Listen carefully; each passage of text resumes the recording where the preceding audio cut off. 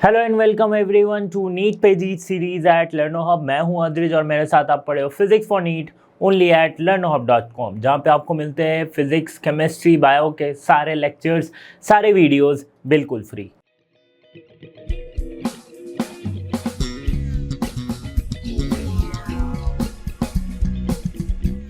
Student, next part of oscillation chapter NEET series का वो हम इस वीडियो में कवर करने वाले हैं। इससे पहले हमने simple harmonic motion, periodic motion क्या होती है, इन सब चीज़ों के बारे में पढ़ा था। इस वीडियो में हम और थोड़ा डिटेल में इसके मैथमेटिकल फॉर्म्स को समझेंगे। तो चलिए शुरू करते हैं इस वीडियो को।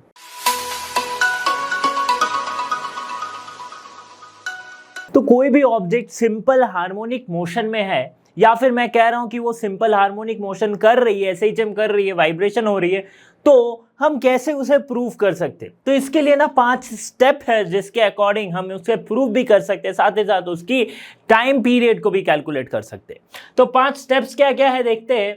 कि पहला स्टेप हमारे पास जो आता है कि लोकेट द मीन पोजीशन। तो पहले हमें क्या है कि अगर एक ऑसिलेशन हो रही है जो कि एक सिंपल हार्मोनिक मोशन में है, तो उसकी ऑब्वियसली कोई एक मीन पोजीशन होगी। तो हमें पहले क्या करना है, locate the mean position. Okay, now give the system a small displacement और अ स्मॉल एंगुलर डिस्प्लेसमेंट। मतलब एक छोटा सा डिस्प्लेसमेंट या फिर एक छोटा सा एंगुलर डिस्प्लेसमेंट, कुछ भी आप दे सकते हो। देखो यहाँ पे डिस्प्लेसमेंट मतलब लीनियर डिस्प्लेसमेंट, या तो आप उसके पोजीशन से खेल सकते हो, या फिर वहां जहां से सस्पेंडेड है कुछ ऐसा करो कि उसमें एक एंगुलर डिस्प्लेसमेंट आ जाए, मतलब कुछ एंगल वो डिस्प्लेस हो जाए। ठीक है, तो दूसरा स्टेप हमारा ये हो जाता है। तीसरे स्टेप में हम क्या करेंगे, फाइंड द रेस्टोरिंग फोर्स और टॉर्क। टॉर्क क्यों? डिस्प्लेसमेंट के लिए फोर्स, एंगुलर डिस्प्लेसमेंट के लिए टॉर्क। ठीक है, for that small displacement. Okay, now restoring force or torque must be directly proportional to the displacement and must be directed towards the mean position. ये एक condition आता है जो कि बहुत इंपॉर्टेंट होता है। अगर ये कंडीशन फेल हो रहा है तो SHM नहीं हो रही है। ठीक है, क्योंकि जो रेस्टोरिंग फोर्स है वो क्या होना चाहिए, वो होना चाहिए प्रोपोर्शनल टू द डिस्प्लेसमेंट। और क्या होना चाहिए, उसकी जो डायरेक्शन होनी चाहिए, रेस्टोरिंग फोर्स की डायरेक्शन होनी चाहिए, वो टुवर्ड्स द मीन पोजीशन होनी चाहिए। ठीक है, directed towards the mean position. Now next हम क्या करेंगे, टाइम पीरियड को निकाल सकते। टाइम पीरियड किसकी? ऑसिलेशन की time period. Time period of oscillation हम कुछ इस तरह से लिखा सकते, that is T equals to 2 pi into under root x, मतलब displacement, by x double dot mod. x मतलब क्या है, डिस्प्लेसमेंट। ठीक है, x डॉट मतलब होता है dx dt।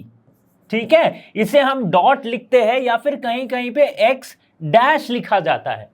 अगर डबल डैश लिखा हो या फिर डबल डॉट दिया हो, इसका मतलब क्या है, 2 बार डिफरेंशिएशन। तो डिस्प्लेसमेंट का अगर 2 बार डिफरेंशिएशन करूंगा तो ये मुझे क्या देगा, एक्सीलरेशन। ठीक है, और ये क्या देता है, वेलोसिटी। डिस्प्लेसमेंट का 1 बार डिफरेंशिएशन देगा वेलोसिटी, 2 बार डिफरेंशिएशन देगा एक्सेलरेशन। तो बहुत सारे जगह पे हम d2x dt स्क्वायर के जगह पे x डबल डॉट या फिर x डबल डैश लिखते हैं। ठीक है, जस्ट फॉर आवर ईज, हमारे ईज के लिए, हमारा इजी होगा यहां पे पुट करने में, इसलिए हमने लिखा है। ठीक है, तो उसके मैग्नीट्यूड से, अगर डिस्प्लेसमेंट बाय एक्सेलरेशन के मैग्नीट्यूड से हम यहाँ पे डिवाइड करेंगे, रूट करेंगे, इस तरह से हमें मिल जाएगा क्या, टाइम पीरियड। और क्या कर सकते हैं, 2 pi into root under theta by theta double dot. अब ये थीटा क्या है, थीटा है एंगुलर डिस्प्लेसमेंट, और ये क्या है, एंगुलर एक्सेलरेशन। ये किस केस में हो रहा है, जब हम उसे एक स्मॉल एंगुलर डिस्प्लेसमेंट दे रहे हैं, जब उसमें एक रेस्टोरिंग टॉर्क जनरेट हो रही है, और इस तरह से हम उसकी टाइम पीरियड को निकाल सकते हैं। तो ये 5 स्टेप्स अगर फॉलो हो रही है तो हम कह सकते हैं क्या, कि एक पार्टिकल जो है वो सिंपल हार्मोनिक मोशन में है। 5 स्टेप्स नहीं, सिर्फ अगर 4 स्टेप भी फॉलो हो रही है तो हम कह सकते हैं सिंपल हार्मोनिक मोशन में। 5th स्टेप जो है वो बताता है कि टाइम पीरियड को कैसे निकालेंगे। तो अब हमने क्या क्या पढ़ लिया, वो स्टेप्स को समझ लिया है। अब कुछ एग्जाम्पल सॉल्व करेंगे, एग्जाम्पल्स देखेंगे ऑफ सिंपल हार्मोनिक मोशन, मतलब डिफरेंट डिफरेंट सिस्टम्स में सिंपल हार्मोनिक मोशन को देखेंगे और उसके टाइम पीरियड को निकालने की कोशिश करेंगे, टाइम पीरियड के एक्सप्रेशन को निकालने की कोशिश करेंगे। तो देखो हमारे पास यहाँ क्या है, स्प्रिंग एंड मास सिस्टम है ऑन ए हॉरिजॉन्टल प्लेन। इस मास को क्या किया गया, सपोज इसकी मीन पोजीशन यहाँ है, मैं इससे थोड़ा मूव किया एक्स डिस्प्लेसमेंट में और इसे छोड़ दिया। अब ये क्या हो रही है, ऑसिलेट हो रही है, ठीक है, इधर को जा रही है एक्स डिस्प्लेसमेंट, देन इधर को आ रही है वापस। समझ में आ रही है बात। इस केस में ये हमने देख लिया, पहला स्टेप हमने क्या किया, मीन पोजीशन को डिफाइन किया, दूसरा स्टेप क्या किया, थोड़ा सा डिस्प्लेसमेंट दिया। अब हमें क्या करना है, रेस्टोरिंग फोर्स फाइंड करना है। रेस्टोरिंग फोर्स स्प्रिंग में क्या होती है, माइनस के एक्स। स्प्रिंग के केस में वेयर के इज स्प्रिंग कांस्टेंट, कांस्टेंट, ठीक है। और क्या हमें पता है, F इक्वल्स टू होती है मास into acceleration, that is x double dot, ठीक है। फोर्स दिया है तो एक्सीलरेशन तो होगा मास into acceleration x double dot. समझ में आ गई बात। अब देखो क्या होगा कि ये जो है we can simply write mx double dot equals to minus k x, ठीक है। और यहां से मैं x डॉट की वैल्यू क्या निकाल सकता हूं, माइनस के बाई एम एक्स, ये मैं निकाल सकता हूं, ठीक है। अब देखो टाइम पीरियड हमने क्या समझा था, that is 2 pi into root under x by mod of x double dot, मतलब एक्सीलरेशन का मॉड, ठीक है। तो यहां पे एक्सीलरेशन हमारे पास क्या आया, माइनस एक्स बाई के बाई एम इंटू एक्स, ठीक है। अगर मैं इस पूरे की वैल्यू निकालना चाहूं, अच्छा चलो पूरे की वैल्यू की जरूरत नहीं, इसका मॉड क्या हो जाएगा, एक्स डबल डॉट का मॉड, ये सिंपली आएगा के बाई एम एक्स। ये समझ में, मॉड मतलब क्या, नेगेटिव साइन को नेग्लेक्ट कर दो, ठीक है, ये आ गया। अब यहां पे वैल्यू पुट कर दो, तो टी क्या आ गई, 2 pi into root under x by क्या आया, k by m into x, ठीक है। X x will cancel out, time period हमें कितना मिल जाएगा, 2 pi into root under m by k, ठीक है। समझ में आ गई। ये टाइम पीरियड किसकी निकल गई, पेंडुल sorry not a pendulum, this is a spring and mass system on a horizontal plane, okay. अगर वही सिस्टम वर्टिकल मोशन कर रहा है तो क्या होगा, तो फिर से हमने मीन पोजीशन फाइंड किया, सपोज यहां तक, ठीक है। ये क्या है, लेंथ ऑफ द स्ट्रिंग है, और लेंथ ऑफ द स्ट्रिंग से हमने थोड़ा सा डिस्प्लेसमेंट दिया, that is y displacement. Suppose करते हैं हमने वाई डिस्प्लेसमेंट इसे दिया है, ठीक है। वाई डिस्प्लेसमेंट देने के वजह से इसमें क्या आ गई, सिंपल हार्मोनिक मोशन आ गई। ये सिंपल हार्मोनिक मोशन ये ऑसिलेट करने लगी। मीन पोजीशन हमने फाइंड कर लिया कि ये रही इसकी मीन पोजीशन, सपोज कर लिया, ओके। अब देखो क्या हो रहा है कि इसमें जो स्प्रिंग कांस्टेंट है के, इसमें जो स्प्रिंग कांस्टेंट है के, वो किसके बराबर हो रहा है, स्प्रिंग कांस्टेंट क्या हो रहा है, के इंटू एक्स होता था, राइट। वो फोर्स, रेस्टोरिंग फोर्स, इस तरफ है रेस्टोरिंग फोर्स, और इस तरफ क्या है भैया, तो इस तरफ इस mass into g, mass into acceleration of gravity m g, where I have consider spring की मास जो है वो नेग्लिजिबल है, ठीक है। तो हम सिंपली लिख सकते हैं के F1 यानी restoring force, that is k into l, length of the string, equals to m g, ये हम लिख सकते हैं, कोई दिक्कत नहीं है यहां पे। अब if F is restoring force,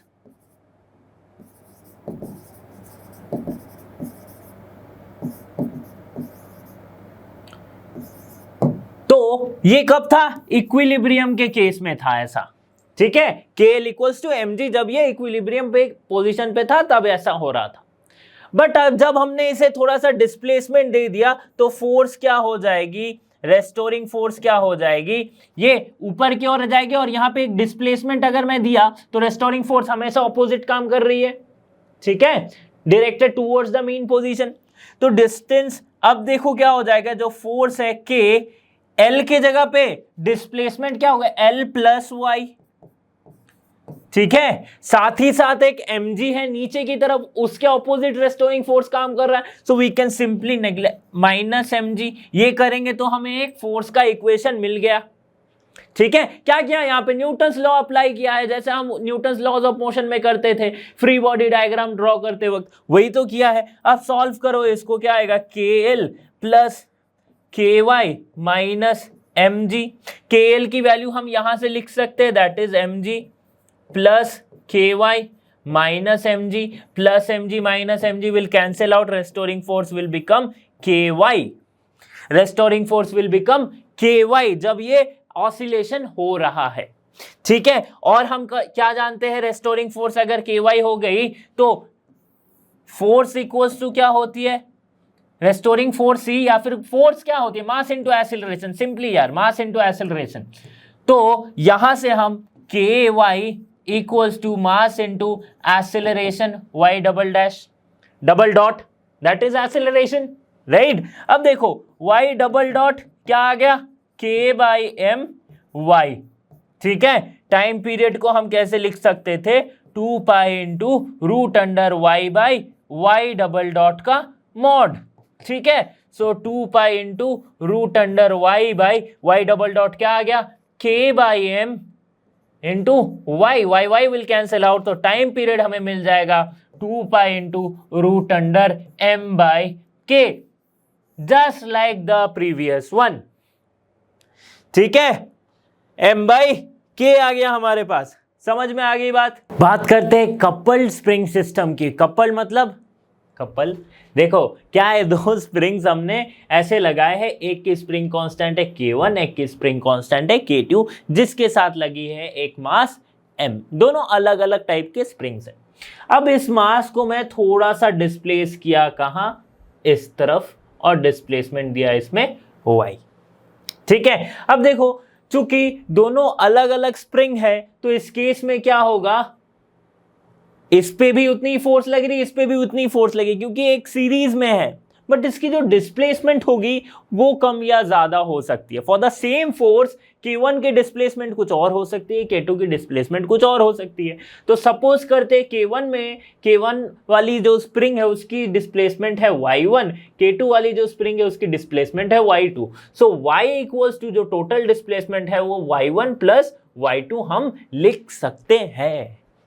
ठीक है, अब देखो फोर्स क्या होगा, फोर्स तो दोनों के लिए सेम है, F equals to minus KY1 और माइनस KY2, ये तो सेम है। सो यहां से हम लिख सकते हैं y1 equals to minus F/K, right, और K1, sorry this is K1, this is K2, अच्छा यहां पे मिस्टेक हो गया, K1 K2। और क्या लिख सकते हैं हम, y2 equals to minus F/K2। तो y क्या हो जाएगा, y1 प्लस y2, यानी कि माइनस को कॉमन लेके हम लिख सकते हैं F/K1 प्लस F/K2। यहां से अगर फोर्स को भी कॉमन ले लिया जाए, so minus F equals to 1/K1 plus 1/K2। ठीक है, 1/K1 प्लस 1/K2। इस केस में क्या हो जा रहा है, इस केस में क्या हो जा रहा है कि 1/K1 प्लस 1/K2 को हम लिखेंगे कुछ इस तरह से, that is K1 plus K2/K1 K2, और इसे हम नाम देंगे किसका, K effective, that is effective spring constant. So K effective equals to K1 plus K2/K1 K2। ठीक है, सो K इफेक्टिव हम यहां पे लिख दिए। ठीक है, और इसे कहते हैं क्या, इफेक्टिव स्प्रिंग कांस्टेंट।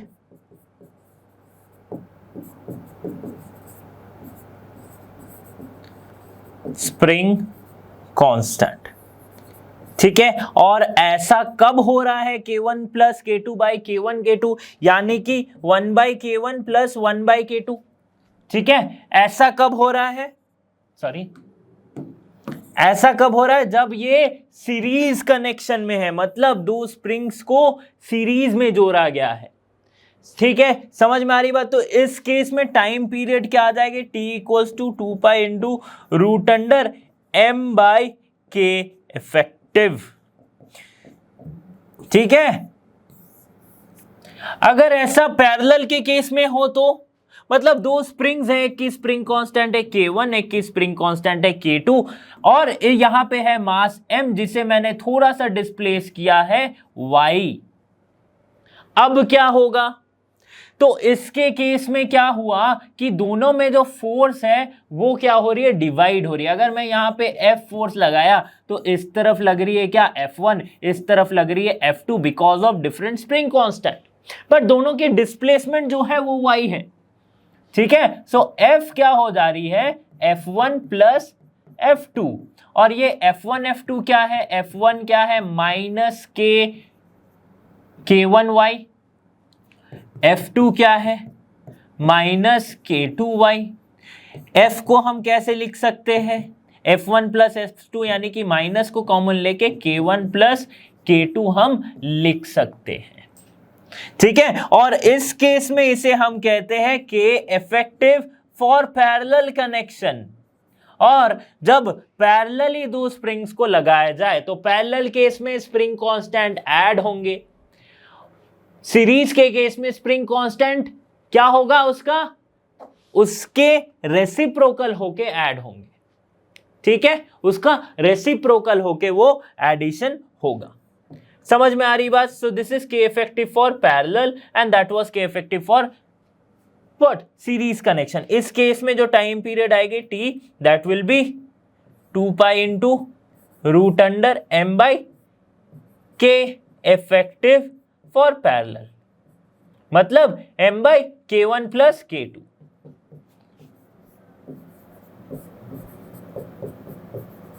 ठीक है, समझ में आ रहा है क्या अंतर हुआ? देखो यहां पे कि जो फोर्स है वो डिवाइड हुआ दोनों जगह पे, बट जो डिस्प्लेसमेंट है इसकी भी डिस्प्लेसमेंट y है, इसकी भी डिस्प्लेसमेंट y है। ठीक है, इसलिए हम इस इक्वेशन के फॉर्म में इसे लिख पाए हैं। यहां पे एक इंपॉर्टेंट बात रह गई कि क्या है वो कि K इफेक्टिव जो है उसे हम KS लिख सकते हैं, यानी कि सीरीज, जो कि हम लिखेंगे 1 बाई KS करके। ठीक है, that means 1 by K1 plus 1 by K2। ठीक है, ये क्या है? Effective spring constant. ठीक है, 1 बाई KS, S मतलब सीरीज, P मतलब पैरेलल था। ओके, अब हम बात करते हैं अगर इस टाइप का कोई सिस्टम है कि दो स्प्रिंग के बीच में एक मास है और इसकी स्प्रिंग कांस्टेंट है K1, इसकी स्प्रिंग कांस्टेंट है K2, इसमें क्या चेंज होगा? देखो, ये जितना डिस्प्लेसमेंट मूव करेगी इस तरफ, उतना ही डिस्प्लेसमेंट ये भी मूव करेगी इस तरफ। मतलब फिर से क्या है? डिस्प्लेसमेंट सेम, तो एक पैरेलल केस वाले जैसा हो गया। सो यहां पे F इक्वल्स टू क्या हो जाएगा? F1 plus F2। अगेन क्या हो रहा है? F1 क्या है? Minus K1y। ठीक है, अगर डिस्प्लेसमेंट y है तो माइनस K1y प्लस माइनस को कॉमन लेके K2y। ठीक है, तो फिर से आ गया क्या? Minus K1 plus K2 into y, तो ये क्या आ जाएगा? Minus K1 plus K2 into y।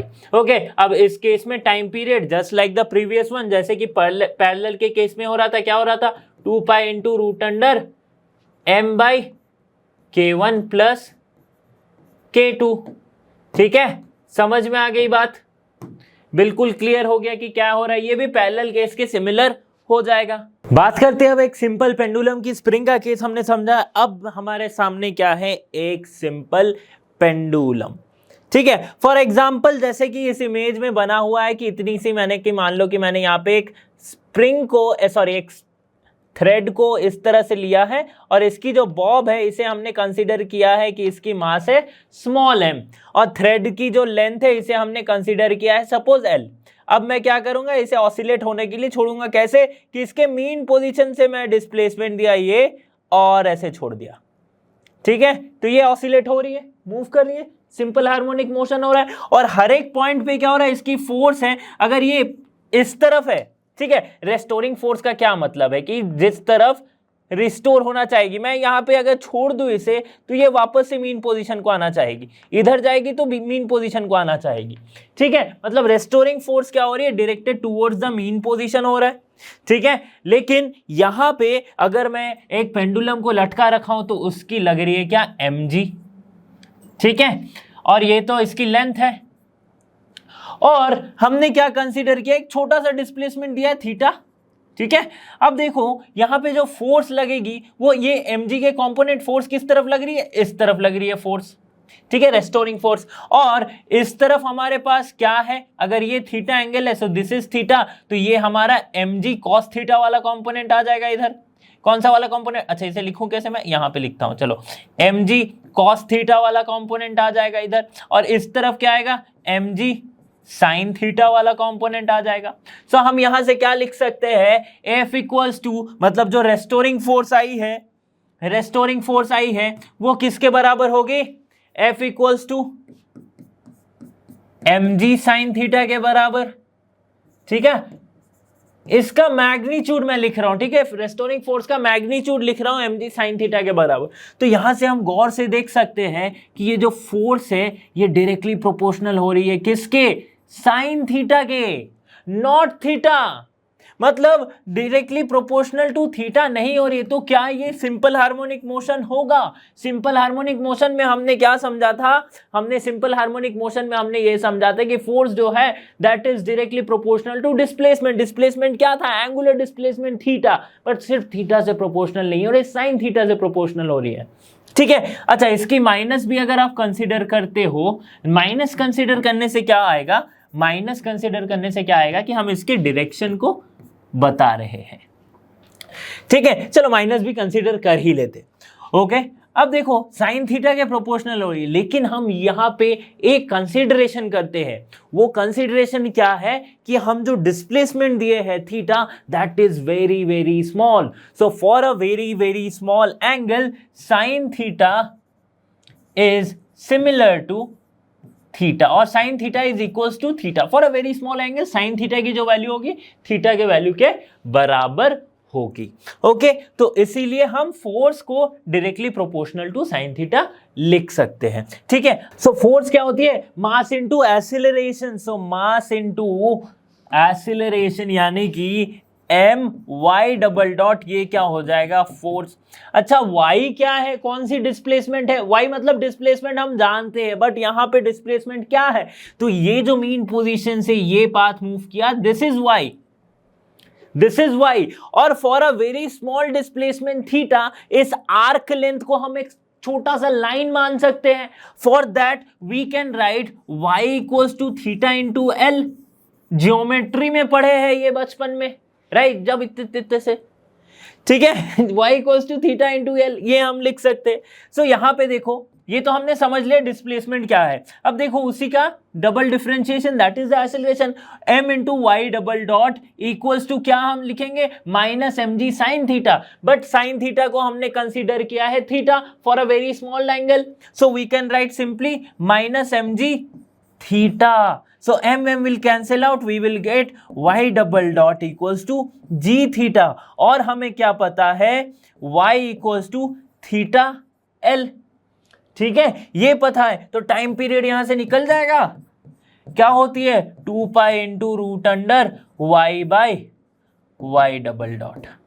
ठीक है, y by y double dot का मॉड। अब देखो क्या आ गया, 2 pi into root under y के जगह पे हम लिखेंगे थीटा l, इसकी जगह पे हम लिखेंगे g theta. Theta theta will get cancelled out, we will simply get time period equals to 2 pi into root under l by g, time period of simple pendulum. यहां पे हमें क्या समझ में आ रहा है कि टाइम पीरियड जो है वो डायरेक्टली प्रोपोर्शनल हो रही है लेंथ ऑफ द स्ट्रिंग से, साथ ही साथ इनवर्सली प्रोपोर्शनल हो रही है एक्सीलरेशन ड्यू टू ग्रेविटी पे, राइट, मतलब एक्सीलरेशन ड्यू टू ग्रेविटी बढ़ेगी, टाइम पीरियड घटेगा, लेंथ अगर बढ़ेगी टाइम पीरियड बढ़ेगा।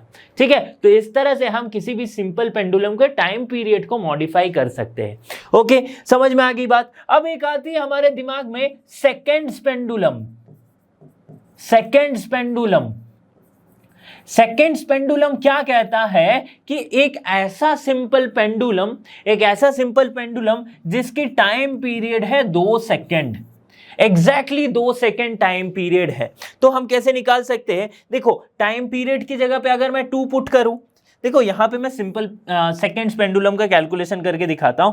2 सेकेंड अगर टाइम पीरियड है that is 2 pi into root under L by g, g is 9.8 metre per second square. ठीक है, अगर इससे मैं कैलकुलेट करूं तो मुझे क्या मिलेगा? That is 9 point root under 9.8 by into 2/2, ये कैंसिल आउट हो जाएगा, इंटू और नीचे क्या आएगा? एक पाई आएगा, okay, equals to root under l. तो यहां से मैं अगर कैलकुलेट करूं तो मुझे एल की वैल्यू क्या मिलेगी? 9.8 बाई पाई स्क्वायर। सो इसको कैलकुलेट पाई यानी कि 3.14 का स्क्वायर करेंगे, यहां पे हमें कुछ आएगी दैट इज 93.3 सेंटीमीटर के आसपास, मतलब अबाउट 1 मीटर, 100 सेंटीमीटर यानी कि अबाउट 1 मीटर। तो यहां से हम देख सकते हैं कि सेकेंड्स पेंडुलम जिसकी टाइम पीरियड होती है 2 सेकेंड, उसे हम कहते हैं क्या? सेकेंड्स पेंडुलम, और उसकी लेंथ अप्रोक्सीमेटली 1 मीटर के आसपास होती है। ठीक है, कितनी? 1 मीटर के आसपास होती है। यहां पे एक छोटा सा मिस्टेक था कि यहां 93 नहीं 99.03 समथिंग, मतलब अप्रोक्सीमेटली 1 मीटर। ठीक है, 99 पॉइंट आ रहा है, कैलकुलेशन मिस्टेक है सिंपली। ओके चलो, 1 मीटर के आसपास एक सेकेंड्स पेंडुलम की जो लेंथ है, लेंथ मतलब इसके स्ट्रिंग की लेंथ है, वो आ रही है। अच्छा, इस केस में हमने एक और चीज कंसीडर की थी कि जो लेंथ ऑफ द स्ट्रिंग है वो इनएक्सटेंसिबल है, मतलब एक्सटेंड नहीं हो रही है और लाइट है। ठीक है, मतलब इस स्ट्रिंग की कोई मास नहीं है। ये सारा चीज हमने कंसीडर कर रखा है। साथ ही साथ यहां पे जो सस्पेंशन है, यहां पे कोई फ्रिक्शन नहीं है। बट एक्चुअल में क्या ऐसा होता है? प्रैक्टिकली ऐसा नहीं होता है। That's why theoretical value always differs from the practical value. बात करते हैं पेंडुलम इन अ लिफ्ट में। अगर एक लिफ्ट में पेंडुलम को लगा दिया जाए तो उसके टाइम पीरियड में क्या चेंज आएगी? तो जब तक ये लिफ्ट रेस्ट पे है या फिर moving with a constant velocity ऊपर या नीचे जा रही है, तब तक तो टाइम पीरियड में कोई असर नहीं आएगा। मतलब जो टाइम पीरियड रहेगी that is 2 pi into root under L by G, यही रहेगी। बट क्या होगा अगर लिफ्ट एक्सेलरेशन ए के साथ ऊपर जाने लगे? सो तब क्या हो जाएगा? t equals to 2 pi root under L by G plus magnitude of a. एक रिलेटिव एक्सेलरेशन हमें देखने को मिलेगा। ये कब होगा? When lift moves up with acceleration a. या तो ऊपर मूव कर रही है एक्सेलरेशन से, या फिर रिटार्डेशन हो रही है नीचे की तरफ। दोनों केस में ये होगा। ठीक है, क्यों रिटार्डेशन में ऐसा हो रहा है? बहुत लोगों का क्वेश्चन आ जाता है। देखो रिटार्डेशन में सेम क्यों फॉलो होगा? अगर नीचे रिटार्ड हो रही है तो भले ही रिटार्डेशन हो तो that is a negative acceleration, तो फिर हमने एक नेगेटिव साइन कंसीडर करेंगे, राइट? माइनस है, उस केस में रिलेटिव एक्सेलरेशन जो आएगी सेम आ जाएगी। ठीक है, तो ये हम लिख सकते हैं when lift moves up with acceleration है, ये होगा। Okay, when lift moves down with acceleration a, तब क्या होगी? 2 pi into root under L by G minus magnitude of a. ठीक है, ये कब हो रहा है? When lift moves down with acceleration a। अगर क्या हुआ कि ये जो लिफ्ट में जो डोरी लगी है वो टूट गई, ठीक है, तो लिफ्ट क्या होगा? फ्री फॉल, यानी कि एक्सेलरेशन इसकी कितनी हो जाएगी? g के बराबर एक्सेलरेशन होगी, तो 2 pi into root under L by G minus G. ठीक है, नीचे गिर रही है तो एक्सेलरेशन की डायरेक्शन इस तरफ, जी भी है, फ्री फॉल होने लग रहा है। तो इस केस में क्या होगा? ये टर्म जीरो, तो ये टर्म जीरो यानी कि टी क्या हो जाएगी? इनफाइनाइट। इसका मतलब क्या होता है? No oscillation at all. It seems to be no oscillation. ऐसा कब होगा? When acceleration equals to g हो जाएगी। फ्री फॉल के केस में। स्टूडेंट्स, यहाँ पे हमने ऑसिलेशन का चैप्टर कंप्लीट किया है। आगे इस तरह के वीडियोस के लिए आपको लर्नो हब के साथ जुड़े रहना पड़ेगा। So thanks for being here and have a great day.